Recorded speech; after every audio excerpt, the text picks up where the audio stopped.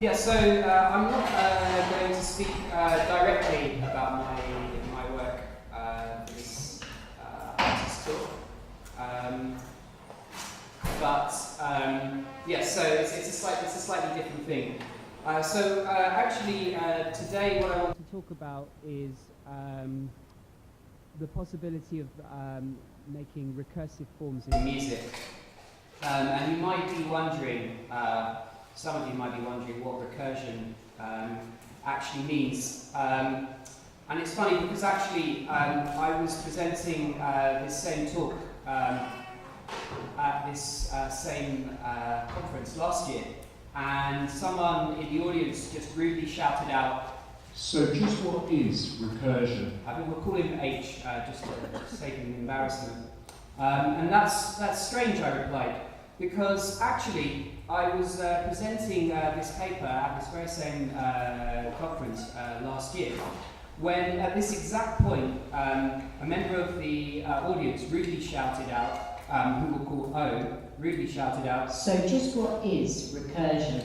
Ah, what a coincidence, I replied, because actually I was presenting this paper at this very same festival last year, when at this exact point, a member of the audience, whom to save embarrassment we'll call F, rudely shouted out, "So just what is recursion?" Ah, what luck, I replied, because I was presenting this paper at this very same festival last year, when at this exact point, a member of the audience, whom to save embarrassment we'll call S, rudely shouted out, "So just what is recursion?" Well, I said, it's funny that you should say that, because I was presenting this paper at this very same conference last year, when at this exact point a member of the audience, whom to save embarrassment we'll call T, rudely blurted out, "So just what is recursion?" By now you're probably wondering if this is ever going to end. I said to F, who sheepishly nodded his head, wishing that he'd never blurted out the question in the first place. Don't worry, I reassured him, because recursive forms aren't necessarily infinite. For example, I named this talk after Matryoshka, which are these Russian dolls. And although they have a recursive physical form, in that they're a set of hierarchically nested self-similar instances. Oh, it's like your recursive story, but with a spatial instead of temporal ordering. Interrupted H. Yes, exactly, I replied. Anyway, where was I? Oh yes. Although they have a recursive physical form in that they constitute a set of hierarchically nested self-similar instances. Oh, it's like your recursive story, but with a spatial instead of temporal ordering. Interrupted O, who by virtue of being one nesting down was unaware that the point had already been covered by H. Sorry, if I'd known that O was going to mention it, I wouldn't have brought it up. That's okay, I replied. Anyway, where was I? Oh yes. Although they have a recursive physical form in that they constitute a set of hierarchically nested self-similar instances, the dolls don't actually get infinitely small. Incidentally, the process by which the dolls are revealed is also recursive, as it feeds the output of the previous iteration into the input of the next iteration. But it's always so disappointing when you get to the last doll, said F. Somehow all that self-similarity seems to imply that I should be able to reveal an infinite number of dolls. Aren't there any infinitely recursive processes? Well, you've changed your tune, I replied to F. Actually, there's many, but I have a very good example of one for this lecture. You might have noticed by now that this PowerPoint presentation isn't exactly normal. In fact, in order to achieve the particular effects that I want, I've had to create my own version of PowerPoint. Ooh, that's very clever, said O. Yes, I agree, very clever, said H. Thanks. Although my PowerPoint isn't as easy to use, in order to add the words and images, I have to type instructions in code. So to add the statement recursion equals infinite on F's slide. So this is my slide. Yes, it's the fourth of the total set of slides and represents when I presented this paper to you in 2008. But it was the first slide in 2008. Yes, that's right. Okay, just checking. Okay, anyway, to add the statement recursion equals infinite on F's slide, I had to write the following code. So the action bit tells I want to add a bullet point, and the text part then is the actual text that I'm going to write. But now, in order to write the text that I've just written, I had to use the following code. So now a section of code itself has been quoted inside a new piece of code. Of course, in order to add that bullet point, I had to write the following piece of code. Now a section of code which quotes another piece of code is quoted within a new piece of code. So you can see how this process might continue producing ever longer lines of code. Okay, I can see how that works. Said F. But there's something else to it as well. Oh, what's that? I replied. Well, there seems to be a paradoxical situation in which the harder you try to describe the code within the bullet points, the further you appear to get from doing so. Yes, that's why I like it, I replied. One could understand it as a comment on the elusiveness of objectivity.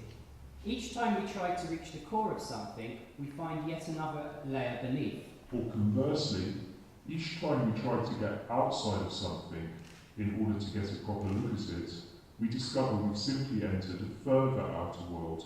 All this reminds me of that MC Escher print of the dragon trying to eat its own tail. Don't you mean the ancient Greek symbol, Ouroboros, which represents eternal return? Well, it's similar, but according to Escher, this dragon, despite being a two-dimensional depiction, stubbornly tries to be in 3 dimensions, but is doomed to failure with every attempt. A fitting metaphor. Actually, it's mentioned in Douglas Hofstadter's Gödel Escher Bach, which contains many other fascinating examples of recursive situations. One that comes to mind is a quotation of the Oxford philosopher J.R. Lucas on the subject of consciousness.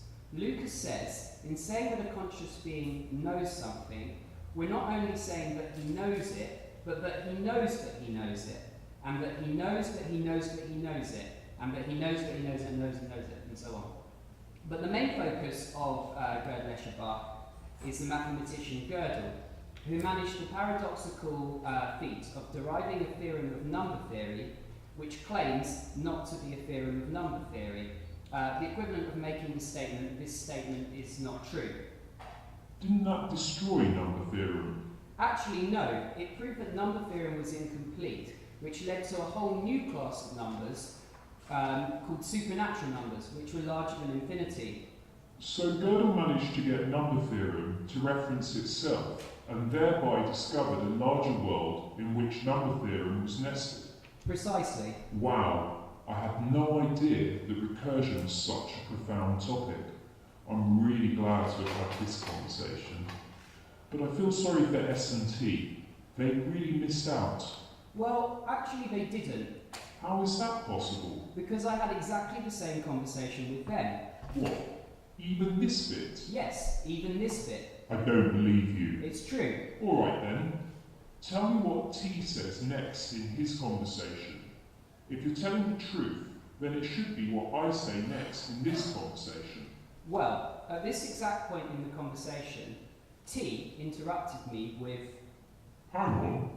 If you were telling A an anecdote last year about D at the previous year's conference, and now you're telling me an anecdote this year about A at last year's conference, then if you present this paper next year... at which point S interrupted me with, Hang on, if you were telling T an anecdote last year about A at the previous year's conference, and now you're telling me an anecdote this year about T at last year's conference, then if you present this paper next year... at which point F interrupted me with, Hang on, if you were telling S an anecdote last year about T Huh, previous so you year's were telling the truth. said O. I'd never be so stupid as that. I can't believe he made such a mistake. Livering idiot. Interrupted H as I was telling him the story. Why can't O work it out like the others? Oi, Replied O. it's not that easy realising you're part of a nested structure from within your own layer. Now stop right there. Complained H. O is breaking the rules. He can't be aware of what I'm saying because he's part of the anecdote that you're. I can hear what you're saying. Interrupted O. Now stop it at once. H called back. O retorted. Well, now you're breaking the rules too, as you shouldn't be able to directly address me either. I tried to calm them both down. Listen, it's not your fault, I said. You're only breaking the rules as a result of me breaking the fourth wall. Why would you do that? Well, in the first place, I wanted to draw an analogue between Gödelian self-reference, which breaks number theory, and dramaturgical self-reference, which implicitly breaks the fourth wall. I could make a further comparison with Lyotard's characterization of the postmodern condition as scepticism towards meta-narratives, and the resultant suspicion that such a characterization might itself be a meta-narrative. As Escher's picture seems to indicate, recursion is intimately entwined with our attempts to escape the paradigms within which we operate. However, aside from all this, I also wanted to share the truth with the audience. The truth is that you're all fictional characters in my paper. It's just not really very nice to say someone doesn't exist. Up until this moment, this whole presentation has been designed with the aim of highlighting the inherently recursive nature of language and the relative ease with which our subconscious is able to pass its hierarchical constructions. Naturally, when a certain degree of complexity is reached, things can get a little bit confusing. But this is all part of the fun. Personally, I find the haziness that arises from not being able to quite keep track of what level is being referred to, or the sudden realization that the layer you thought to be the outermost is actually contained within yet another layer to have a somewhat fantastical effect. So given all this, it seems inevitable that the topic should be of interest to artists and also musicians. Hofstadter claims that we hear music recursively. Borrowing push-pop terminology from computer science, he describes the way in which we maintain a mental stack of keys in a piece of tonal music. According to Hofstadter, modulating away from the home key is the same as pushing. In computing, this means suspend the current task and take up a new lower level task. In both computing and tonal music, multiple consecutive pushes can happen in a row before a pop occurs. A pop means end the current task and resume a higher level task from where you last left it. The stack is where a computer or human stores the details of all the key changes. So the more consecutive pushes in a row, the deeper the stack. A deeper stack means our brain has to work harder to remember where it all began, thus resulting in a greater degree of tension and subsequent release when we finally manage to get back to the tonic. But as attractive as this model may seem, I'd add a couple of notes of caution. In the first place, unlike computer language function calls, tonal music doesn't always pop via the same route that it pushed. Secondly, as Hofstadter himself admits, and experimental psychology confirms, when it comes to music, our mental stacks aren't actually very good. Nevertheless, there still remains a strong degree of hierarchical organisation in our cognition at a micro level, and at a macro level, I would also argue that the cultural legacy of Western classical tradition ensures that even if we aren't correctly perceiving tonal recapitulations, we believe that we are, and that this is often enough for the purposes of the composer. In any case, I'm more concerned with the conscious expression of recursion in music. A contemporary example would be the self-replicating loops of Tom Johnson. The principle is simple, but the maths involved in their construction is far from trivial. When certain notes in a specially calculated looping melody are picked out, they produce the same phrase at a slower tempo. In theory, such processes could be repeated infinitely long, though in practice, just as physical bounds limit the number of matryoshka, so our perceptual bounds limit the number of concurrent self-similar melodies. Per Norgaard's work, with his Infinity series, presents a more developed example of recursive music. The series exhibits similar properties of self-similarity to Johnson's loops, where the recursive means by which it's constructed yields an infinite string of notes, never quite repeating themselves.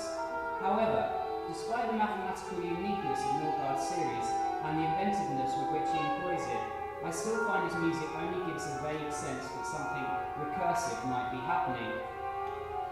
Whilst Johnson's and Norgard's music is most certainly recursive on paper, both feel a long way from expressing the paradoxical and profound world of recursion that I've been talking about.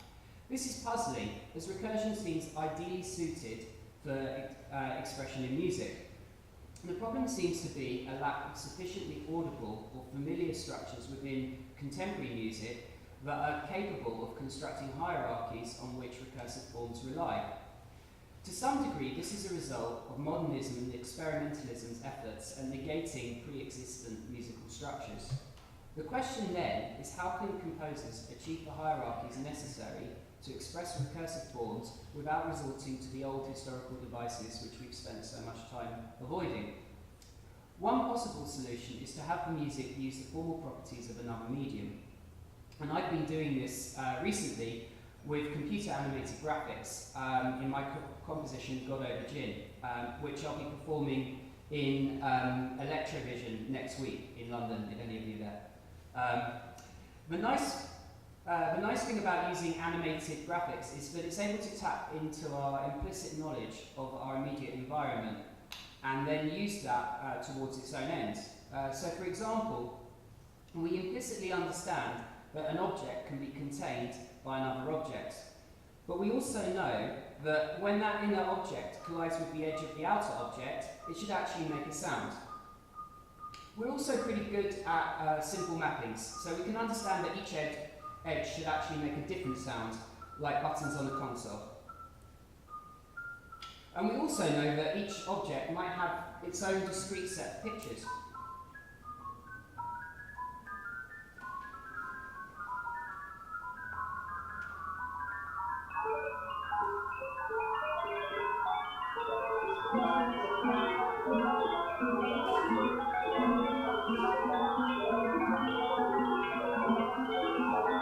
But seeing as we're also perfectly happy with notions of scaling and perspective, we can go a stage further. It's not much of a further step to understand that different types of collision, for example, a collision between the outer edges of two objects would produce a different type of sound, as if the edges were made of different materials. So just using that knowledge, we can already produce a pretty complex texture that everybody implicitly understands. But seeing as we're also perfectly happy with the notions of scaling and perspective, we can go a stage further. As we would expect, each containing word performs musically inner words.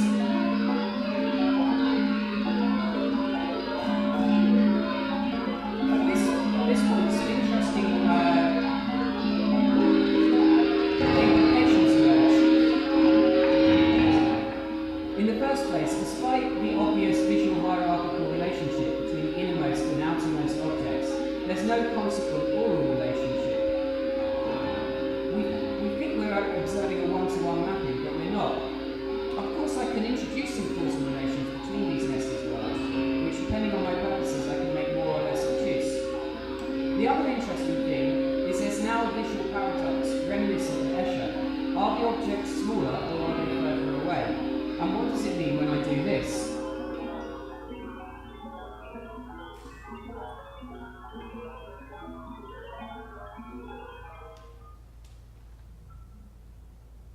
Most importantly, the secure foundation of implicit knowledge upon which the composition is based seems to afford me a large number of hierarchical nestings without being limited by the necessity of orally defining each layer. Furthermore, this visual world seems to offer endless opportunities for surprising the audience by extending the scope of the composition, exploiting our curious habit of framing whatever is in view.